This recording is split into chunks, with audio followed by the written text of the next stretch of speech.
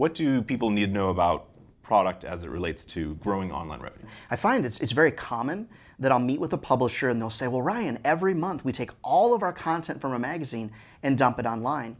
And it's not that you shouldn't put your content from your magazine online. It's really, how do you do it? And more importantly, is everything from the magazine really appropriate for the internet? A lot of times publishers need to understand that you need to know your niche and you need to own that niche. You need to know your reader and you want to give that reader everything that they want. And the other piece is delivering a really unique experience, online. And owning your niche and knowing your niche is really about putting things online that people can't find anywhere else. Unfortunately, there's really a tendency for people to kind of follow the leader, if you will. And it's much better for you to create unique content. Google's going to like it if you create unique content. Your readers are really going to enjoy it. They're a lot more likely to share it if it's something that's really unique. And so to that end, you want to create a unique experience as well. Maybe online, you've got extra photographs, you've got videos of the subject matter experts, etc. So you can take that printed piece that was awesome, and your print readers loved it, and really enhance it online. So it's not about, sometimes it's about creating unique content, but it might just be enhancing the printed content as well. And some of that obviously there might be a little bit more cost involved, although you might be able to send a photographer who also is with that same camera is able to shoot a little bit of video. Sure. But since you said you don't just kind of want them to dump all that content online, right, would you say that it's also a good idea to remix content around people's interests, maybe build areas within the site where people can drill down further and find other content outside the context of an issue? Yeah, absolutely, because if you can create sort of content centers or topic centers, what you're going to find is people will dig deeper in the website. And so I would start from the very beginning of the content creation process with a little bit different mindset. Think multimedia from the very first point of incarnation, if you will, of that article. Think multimedia from the beginning. Then once it gets online, monitor it, and so that you really can know your readers. What do they like? What did they not respond to? What did they share? Because if they shared it one time, then it's very likely they're going to share it again. And obviously that's the essence of driving more traffic, which allows us to sell a lot more, is getting a lot more readers to the website. But what happens if a publisher, let's say, wants to do that, but they're not quite ready financially to make that step? In other words, they have no additional budget to do the multimedia part.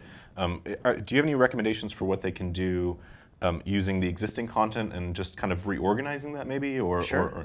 Sure, well, they could take it in multi-part. I love that when you take an article and make it a multi-part, very often you'll see 2,000 word articles online. Take it and multi-part it.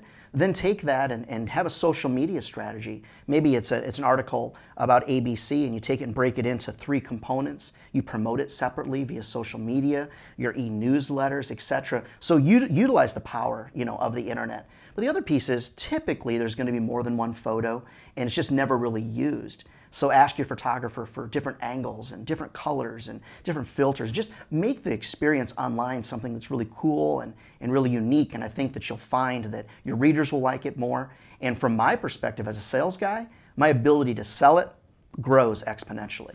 So in other words, I could take an article for which typically there might have been multiple photos of which I might have only been able to feature one in the magazine. Right. And then I can split it into what are now 4 articles. Right. And using different photos, break it out over several weeks, let's say, and turn it into something that is really unique to online. Okay, kind of going back to what you're saying. Yeah, indeed. And the other piece that I love that idea, the other thing is people love lists. I don't know what it is about lists, but you can take that article and you can break it into lists, break it into multiple parts. You can get different voices from different people. And the ability to take one piece of content and extend it out over a month or sometimes even 2 months is really awesome.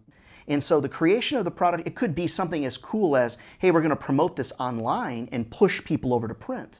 Or you could even say, hey, we're going to promote this in print and push people online. There's a really, really nice synergy that happens. But an interesting point that I've never got into great detail about until now is understanding typically there's the overlap, if you will, between your prints and your online product. Usually that overlap is only around 10 to 12%. It depends. Consumer magazines, a little different than B2B, but that overlap is only about 12%. So what that does is it allows your sales team to sell that difference, to say in print we have this many readers, and in online we have this many readers, and the overlap is very small.